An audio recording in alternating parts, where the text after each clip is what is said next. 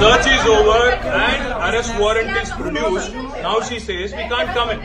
Family cannot come in, and she also says that she has no transit warrant. She cannot produce before a magistrate, but she wants to make a case. Listen, you have given an undertaking in Supreme Court, and now you're violating it. You are in serious trouble. You're in serious trouble. You have the legal remedy always available. I'm telling you, you have come here on a Friday.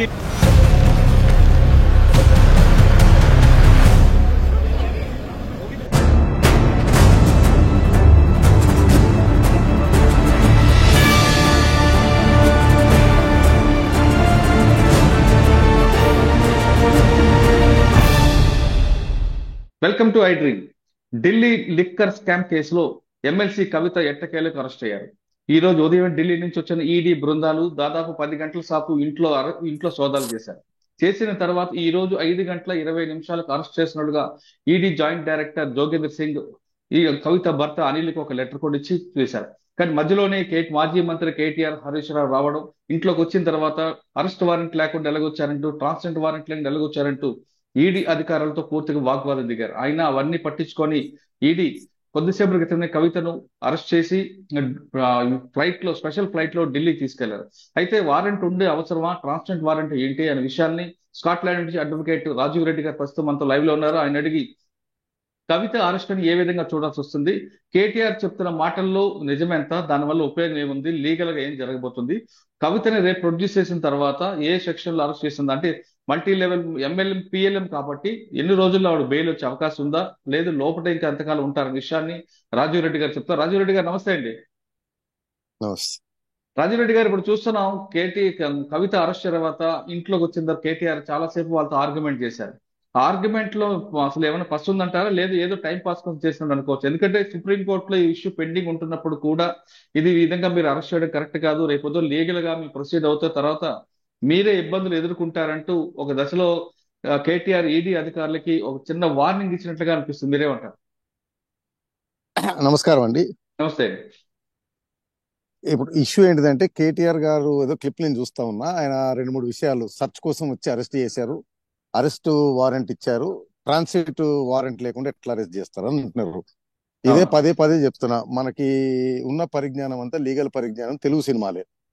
పాత సినిమాలు ఎప్పుడు పోయినా inspector warrant ఉందా అని ఆయన అనడము, ఈయన cognisable offence కి CrPC కింద, మీరు పిఎంఎల్ యాక్ట్ కాదు, సిఆర్పిసి కింద కూడా కాగ్నైజబుల్ అఫెన్సెస్ కి ఎటువంటి వారెంట్ అవసరం లేకుండా అరెస్ట్ చేయవచ్చు. మైనర్ అఫెన్సులు, చిన్న నేరాలు తప్పిస్తే పైనుంచి 2 ఏళ్లు ఆ పైన పడే శిక్ష నేరాలన్నిటికీ ఎటువంటి వారెంట్ అవసరం లేదు. నెంబర్ 1. నెంబర్ 2, పిఎంఎల్ యాక్ట్ వచ్చేటప్పటికి స్పెషల్ ఎనాక్ట్మెంట్, సిఆర్పిసి సెక్షన్ దీనికి అప్లికబుల్ కాదు. పిఎంఎల్ యాక్ట్ సెక్షన్ 19 కింద అరెస్ట్ చేస్తారు. సో 19 లో సింపుల్ గా అరెస్ట్ చేసేటప్పుడు అరెస్ట్ చేసే ఆఫీసర్ గ్రౌండ్స్ ఆఫ్ అరెస్ట్ మాత్రమే కన్వే చేయాలి అని ఉంటది. సో గ్రౌండ్స్ ఆఫ్, ఇంకోటి ట్రాన్సిట్ వారెంట్ ఉందా అని అన్నారు. ఇది కూడా ఒక మన దగ్గర పాపులర్ అన్నమాట ప్రజల్లో. ఏ ట్రాన్సిట్ వారెంట్ అవసరం లేదండి ఇండియాలో అరెస్ట్ చేయడానికి, ఎక్కడి నుంచి అయినా అరెస్ట్ చేసి ఎక్కడి నుంచి అయినా తీసుకెళ్లొచ్చు. ఓన్లీ కండిషన్ ఏంటంటే సెక్షన్ 1 మన సిఆర్పిసి ప్రకారం, దీని ప్రకారం ఏంటిదంటే అరెస్ట్ చేసిన 24 అవర్స్ లోపల జ్యూరిడిక్షన్ మేజిస్ట్రేట్ ముందు ప్రవేశపెట్టాలి. ఓకే, దీనికి ఒక ఎక్సెప్షన్ సిఆర్పిసిలో ఉంటుంది, పిఎంఎల్ యాక్ట్ లో ఉంటుంది. ఒకవేళ అరెస్ట్ ప్లేస్ నుంచి మేజిస్ట్రేట్ దగ్గర తీసుకెళ్ళడానికి జర్నీ కనుకుంది అనుకోండి, ఆ జర్నీ టైమ్ ఈజ్ ఎగ్జెంప్టెడ్. అంతే తప్పిస్తే ఏ ట్రాన్సిట్ వారెంట్, ఈ మధ్యన చూసాను రఘురామకృష్ణరాజు గారిని ఆంధ్ర పోలీసు సిబిసిఐడి ఏదో వచ్చి పట్టుకొని పోతే వాళ్ళ అబ్బాయి అక్కడికి వచ్చి ఎటువంటి వారెంట్ లేకుండా వచ్చారు, లేకపోతే లోకల్ పోలీస్కి ఇన్ఫార్మ్ చేయలేదు, పర్మిషన్ తీసుకోలేదు. ఇండియాలో ఏ జ్యూరిడిక్షన్ పోలీసులు అయినా సరే ఎక్కడికైనా వెళ్ళి ఎవరికి ఇన్ఫార్మ్ చేయాల్సిన అవసరం లేదు. పర్సన్ అరెస్ట్ చేయడము, గ్రౌండ్స్ ఆఫ్ అరెస్ట్ ఇవ్వటము, తీసుకెళ్లి రిమాండ్ చేయడము, journey time is always exempted. కానీ కొన్నిసార్లు పోలీసు వారు ఏం చేస్తారంటే, బాగా డిలే అవుతుంది అని అనుకుంటేనేమో నియరెస్ట్ మేజిస్ట్రేట్ దగ్గర తీసుకెళ్లి అప్పుడు ట్రాన్సిట్ వారెంట్ తీసుకుంటారు. ట్రాన్సిట్ వారెంట్ తోటి రారు. ఒకవేళ సపోజ్ బాగా డిలే ఉంది అనుకోండి, కవితని ఢిల్లీలో ప్రొడ్యూస్ చేయాలంటే అప్పుడు నియరెస్ట్ మేజిస్ట్రేట్ అంటే నాంపల్లి కోర్టుకు తీసుకెళ్లి అక్కడ ఓన్లీ ట్రాన్సిట్ వారెంట్, ఆ మేజిస్ట్రేట్ కి ఎటువంటి అధికారం ఉండదు, ఓన్లీ చెక్ చేసి వారెంట్, ఆ ట్రాన్సిట్ వారెంట్ మీద తీసుకెళ్లి ఢిల్లీలో రిమాండ్ చేస్తారు. బట్ ఇప్పుడు అవసరం లేదు. ఓకే సార్, ఇప్పుడు ఈ కేసులో మనం ఫస్ట్ నుంచి కూడా మాట్లాడుతున్నాం. ఇది పిఎంఎల్ కేసులో ఎప్పటి నుంచో అరెస్ట్ అవ్వాల్సింది, ఈడీ చాలా పిలిచారు, వెళ్ళారు, వచ్చారు, ఫోన్స్ ఇచ్చారు. ఇప్పటికీ దీనికి ఫుల్ స్టాప్ పడినట్లుగా కనిపిస్తుంది. దీంతో పాటు ఇన్కమ్ ట్యాక్స్ సిబిఐ కేసు కూడా ఉంది. దీని కంటిన్యూషన్ లో ఈడీ తర్వాత సిబిఐ కూడా టేకప్ చేసుకుంటుందా? అంటే మనం ఇంతకుముందు మాట్లాడుకున్నట్టు ఈడీ అఫెన్స్ లో రెండు రకాలండి. ఈడీ అఫెన్స్ రావాలంటే ఒక ప్రెడికేట్ అఫెన్స్, ఒక నేరం జరిగి ఉండాలి. అవును. షెడ్యూల్ పిఎంఎల్ యాక్ట్ లో షెడ్యూల్ ఇచ్చిన అఫెన్స్ లలో అంటే మోస్ట్ ఆఫ్ ఐపీసీ అఫెన్స్లు ఇవన్నీ అనుకోండి, ఒక అఫెన్స్ జరిగితేనే ఈడీకి పవర్ వస్తుంది. ఈ కేసులో ఏంటంటే ఢిల్లీ లిక్కర్ పాలసీలో ఢిల్లీ గవర్నమెంట్ సంబంధించిన కొందరు కరప్షన్ తీసుకొని ప్రైవేట్ పార్టీలకి బెనిఫిట్ జరిగేలా చేసి గవర్నమెంట్ లాస్ జరిగే ప్రెడికేట్ అఫెన్స్ సిబిఐ అఫెన్స్ అండి. అవును. అయితే అక్కడ కొద్దిగా అంబిగ్విటీ ఉండాలన్నమాట. అంటే ప్రెడికేట్ అఫెన్స్ లో లేని వాళ్ళని ఈడీ అరెస్ట్ చేయొచ్చా లేదా అనేది. సో దానికి ఏంటిదంటే ఇంతకుముందు మనం చెప్పినట్టు ఒక్కోసారి ప్రెడికేట్ అఫెన్స్ అంటే ఐపీసీకి సంబంధించిన నేరాలు కానీ ప్రివెన్షన్ ఆఫ్ కరప్షన్ యాక్ట్ సంబంధించిన నేరాలు మనం ఉంటాం. కొందరు చేసిన తర్వాత ఆ డబ్బును లాండరింగ్ చేసి దాన్ని దాచిపెట్టడంలో కొంతమంది సహాయం చేస్తారు, వారు దీంట్లోకి రారు. ఓకే. బట్ దాంట్లో ఉండొచ్చు అనేది దానిపైన డెఫినెటివ్ గా సుప్రీంకోర్టు నుంచి లేదండి. ఓకే. సో అదొకటి ఉంది. మేబీ మనం అనుకున్నట్టు అంటే రెండు విధాలు, ఒకటేమో ఈడీ వారు సిబిఐ వారు పద్ధతిగా వెళ్తున్నారు, బట్ వాళ్ళు స్లోగా వెళ్తారు, ఎందుకంటే పక్కా ఇన్వెస్టిగేషన్ పక్కా ఆధారాలతోటి ప్రొసీడ్ అవుతారని ఒకటి అనుకుంటే డిలే బహుశా అందువల్ల ఉండొచ్చు. సో వాళ్ళు ఓకే. చూసిన తర్వాత ఈ మధ్యన ఆయన మాగుంట రాఘవరెడ్డి వీళ్ళు కొంతమంది అప్రూవర్ల కింద అయిన తర్వాత వారికి డెఫినెటివ్ ఇన్ఫర్మేషన్ వచ్చిన తర్వాత ఈ మధ్యన సిబిఐ ఛార్జ్ షీట్ లో కవిత గారిని అక్యూజ్ కింద యాడ్ చేశారు. అవును. సో ప్రెడికేట్ అఫెన్స్ లో ఆవిడ వచ్చేసింది ఉమ్. కాబట్టి ఇప్పుడు ఈడీకి ఎక్కువ ఆధారం దొరికింది to arrest in PML act అని అనుకుంటున్నాను ఒకటి. ఓకే. లేదా పొలిటికల్ యాంగిల్ నుంచి చూస్తే బీజేపీ వారు మరి బహుశా మిస్టేక్ వేసినట్టున్నారు లాస్ట్ టైం ఎలక్షన్ ముందు అరెస్ట్ చేయకపోవడం. బీజేపీ నష్టపోయింది కాబట్టి ఈ ఎలక్షన్ ముందంటే ఏదో అంటారు కదా, పోయిన దగ్గర వెతుక్కోవడం అని, ఉమ్. ఇప్పుడు చేసి ఏదైనా తిప్పాలని చూస్తున్నారేమో. ఓకే. బట్ సార్ ఈ బహుశా కేసు మోస్ట్లీ సిబిఐలో ప్రెడికేట్ అఫెన్స్ లో ఈవిడ పేరు ఈ మధ్యన యాడ్ అయింది. కరెక్టే. ఇప్పుడు ఈ కేసులో అరెస్ట్ చేశారు కాబట్టి సిబిఐ కూడా కస్టడీ తీసుకునే అవకాశం ఉందా? ఎస్, డెఫినెట్ గా. ఇంకోటి ప్రాబ్లం ఏంటంటే సిబిఐ వారు అక్యూజ్ కింద చేసిన సిబిఐ ఓన్లీ 41A నోటీస్ ఇచ్చారు, బికాజ్ అది ప్రొసీజర్ ఫాలో కావాల్సిందే. ఉమ్. ఈమె కంప్లైంట్ చేయకపోయినా యాక్షన్ తీసుకోవడానికి సిబిఐ వాళ్ళకు ఒక ఇబ్బంది ఉండాలండి.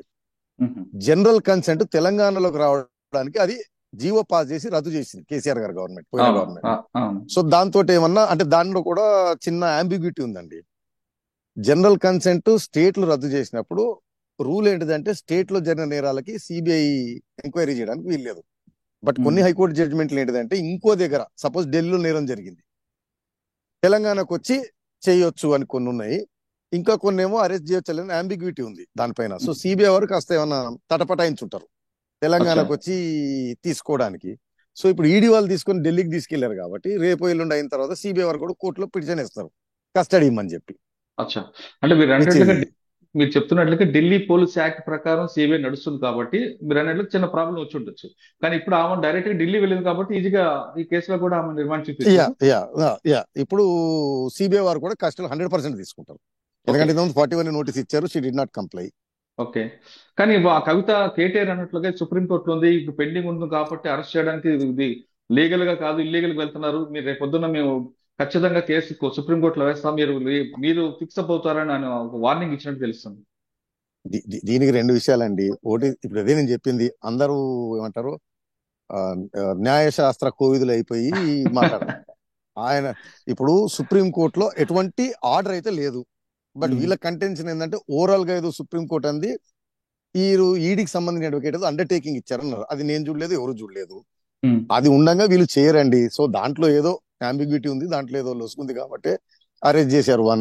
రెండోది ఈ will not take coercive steps అనేది యూనివర్సల్ కాదండి. మీరు కోఆపరేట్ చేయట్లేదు లేదా మీరు పారిపోయే అవకాశం ఉంది, మీరు ఎవిడెన్స్ ట్యాంపర్ చేస్తున్నారు అనుకోండి, అవి వర్తించవు. ఏదేమైనా వీళ్ళు సుప్రీంకోర్టు రేపు వెళ్ళిన తర్వాత ఇక్కడ బెయిల్ వేసుకోవాలా, సుప్రీంకోర్టులో హౌస్ మోషన్ మూవ్ చేయాలనేది ఇప్పుడు సేమ్ చంద్రబాబు నాయుడు గారి కేసు లాగా ముందే చెప్పినట్టు ఆయనకు ఆరోగ్యం బాగాలేదంటే మేజిస్ట్రేట్ గారే బెయిల్ ఇచ్చేది. రకరకాల టెక్నికాలిటీలు పట్టుకొని సుప్రీంకోర్టుకు వచ్చి హియరింగ్ అయ్యే లోపల పుణ్యకాలం కాస్త గడిచిపోతుంది. సార్ ఇందులో రెండు విషయాలు చెప్పండి. రేపు ఢిల్లీలో ఏం జరగబోతుంది, ఒకవేళ కవితకి బెయిల్ రావాలంటే ఏం చేయొచ్చు? రేపు వేయంగానే ఒకటండి, రిమాండ్ ని అబ్జెక్ట్ చేయటం. మీరు చెప్పినట్టు సుప్రీంకోర్టులో ఉంది, అది ఉంది, కానీ అది నిలబడదు. నేను చెప్పాను ఎటువంటి రూల్స్ లేవు, ట్రాన్సిట్ వారెంట్ అని ఈ టైం అరెస్ట్ చేయాలి, ఈ టైం అరెస్ట్ చేయకూడదు. సెక్షన్ 19 ప్రకారం ఏంటిదంటే ఎన్ఫోర్స్మెంట్ డైరెక్టర్ సంబంధించిన designated officer believes that this person he's committed an offence, నేరం చేశారనుకుంటే అరెస్ట్ చేసే పవర్స్ ఉంటాయి. Only right. రిక్వైర్మెంట్ ఏంటిదంటే అరెస్ట్ గ్రౌండ్స్ ని ఇవ్వాలి, హ్యాండ్ ఓవర్ చేయాలి. అయితే రైట్. బహుశా కేటీఆర్ గారు బట్టి చూపెడుతున్నది అదే, ఏదో 10-15 ఇలా అరెస్ట్ గ్రౌండ్స్ ఇచ్చినట్టున్నారు. కాబట్టి రిమాండ్ అనేది ఖచ్చితంగా. సెకండ్ బెయిల్, బెయిల్ కి వచ్చే వరకు అగైన్ మళ్ళీ చెప్పింది పిఎంఎల్ యాక్ట్ లో bail conditions very very stringent. Prima facie accused అంటే ముద్దాయికి ఈ నేరంతో సంబంధం లేదు, ఇది వదిలేస్తే మళ్ళీ ఈ నేరం రిపీట్ చేసే అవకాశం లేదు. ఈ రెండు ప్లస్ సిఆర్పిసిలో రెగ్యులర్ బెయిల్ కండిషన్లు, ఏది ఎవిడెన్స్ ట్యాంపర్ చేయరు, విట్నెస్ లను థ్రెటన్ చేయరు. అయితే so very very very very difficult to get bail అండి. ఎందుకు ఆయన అభిషేక్ బోయినపల్లి ఉన్నాడు, ఆయన అసోసియేట్ మాత్రమే. ఆల్మోస్ట్ 2 years నుంచి ఆయన మర్చిపోయారు, వీళ్ళు కూడా మర్చిపోయారు. నాకు తెలిసి బహుశా ఆయన కుటుంబ సభ్యులు కూడా మర్చిపోయినట్టున్నారు. ఆయనతో పాటు లోపలే మనీష్ ఉన్నారు. మనీష్ సిసోడియా కూడా లోపల ఉన్నారు కదా. అదే అండి, సేమ్ కంటెన్షన్ మీద ఆయన కూడా సుప్రీం కోర్టు దాకా వెళ్ళాడు. సో బెయిల్ బెయిల్ ఇంపాసిబుల్ అండి. ఓకే. రెండోది ఇది చేసిన తర్వాత వాళ్ళు బెయిల్ పిటిషన్ అయినా మళ్ళీ సిబిఐ కస్టడీ ఉంటుంది. ఎందుకంటే సిబిఐ అసలు వీళ్ళు సుప్రీం కోర్టులో ఫస్ట్ టైం ఈడీ చెప్పింది ఏంటంటే మేము విట్నెస్ కింద కాదు ముద్దాయి కింద పరిగణిస్తున్నామని ఇది చెప్పినట్టుంది ఒకసారి సుప్రీం కోర్టులో. అవును, అవును. సార్ ఫైనల్ గా చెప్పండి, కవితకి ఎప్పుడు బయటకు వచ్చే అవకాశం ఉందంటాడు? అదే రెగ్యులర్ ప్రొసీజర్ పిఎంఏలో బెయిల్ వచ్చే క్వశ్చనే లేదండి. ఏదైనా సిబిఐలో వచ్చి బెయిల్ వచ్చి దాని తర్వాత రావాల్సింది తప్పిస్తే, రేపు వేసిన తర్వాత వాళ్ళు మళ్ళీ కస్టడీ అడుగుతారు ఇంట్రాగేషన్ కి. అదే 4 రోజులు 5 రోజులు వారం రోజుల custody. But PML okay. Act లో highly impossible to get bail అండి.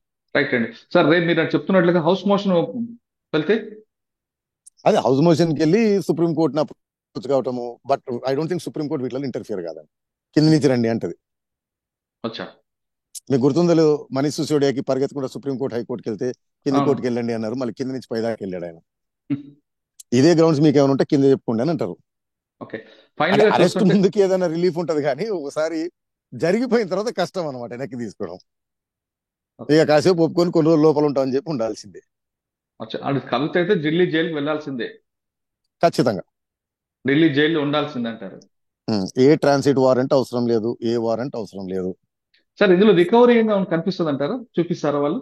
మీకు మళ్ళీ చెప్తున్నాను, చంద్రబాబు నాయుడు కేసులో కూడా తీసుకొస్తాను. చాలా కేసుల్లో రికవరీ అవసరం లేదండి. మీరు మా ఇంట్లో దొంగతనం చేశారు, ఎత్తుకొని పోయి తాగి తందనాలు బారేశారండి, మీ దగ్గర నుంచి ఏం రికవరీ చేస్తాం మేము? ఉండదు. ఓన్లీ నెయిలింగ్ ఏంటిదంటే ఈవిడ్ని ఫస్ట్ అంటే పిఎంఎల్ యాక్ట్ ఏంటిదంటే ప్రైమా ఫేసి ఉందా లేదా ఒకటి చూడటం. రెండో సెక్షన్ 50 స్టేట్మెంట్లు అడ్మిసిబుల్ అండి. దాంట్లో కవిత పైన ఐ థింక్ రామచంద్ర పిల్లే ఇంకోరు అందరూ తాంతారని చెప్పారు. దాని తర్వాత కొంతమంది విట్నెస్లు అంటే ఈవిడ అసోసియేట్లు ఐ థింక్ ఆ ఫీనిక్స్ కంపెనీకి సంబంధించిన వాళ్ళు, ఇంకోటి ఏదో R&R అని చెప్పి ఇంకో ఏదో కంపెనీకి సంబంధించిన వాళ్ళు, వాళ్ళ నుంచి వచ్చాయి.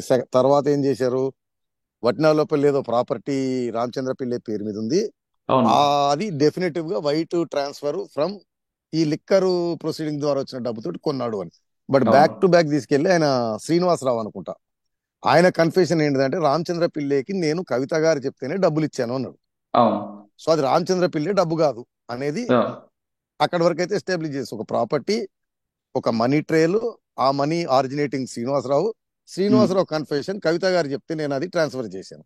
సో రామచంద్ర పిల్లే డబ్బులు లేవు, ఏం లేవు ఇందులో, ఇది కవిత గారి డబ్బుతోటే ఆ ప్రాపర్టీకి ఉంది అని. రెండోది ఐ థింక్ ఫీనిక్స్ వాళ్ళు ఇంకో కంపెనీ ఏదో ఆ ప్రాపర్టీకి ఉన్నప్పుడు వాళ్ళు ఇచ్చిన కన్ఫెషన్ స్టేట్మెంట్ లో కూడా ఎవరో ఫోన్ చేసి ఈ రామచంద్ర పిల్లి ఎవరో మాకు తెలియని కూడా తెలియదు, చాలా విఐపి చాలా పెద్దలకు సంబంధించిన వారు, రిజిస్ట్రేషన్ చేయండి అంటే చేసాము అని చెప్పారు. రైట్ అండి. సో అంతుండే చాలు బెయిల్ రిజెక్ట్ చేయడానికి. రైట్. మొత్తం మీద తీసుకుంటే ఢిల్లీ లిక్కర్ స్కామ్ కేసులో కవిత అరెస్ట్ అయింది, కవితకి బెయిల్ రావడం ఇప్పుడు ఇంపాసిబుల్ అంటున్నారు రాజీవ్ రెడ్డి గారు. అదే విధంగా కేటీఆర్ చెప్తున్నట్టుగా ట్రాన్స్లేట్ వారెంట్ అనేది ఈ కేసులో వర్తించదు, పోలీసులకు ఎక్కడి నుంచైనా అరెస్ట్ చేసే అధికారం ఉందంటూ చాలా క్లియర్ కట్ గా తేల్చేశారు. ఇది కవిత అరెస్ట్ పై రాజీవ్ రెడ్డి గారితో విశ్లేషణ. మరో అంశంలో మళ్ళీ కలుద్దాం. అంతవరకు నమస్తే. Thank you sir, thank you very much అండి.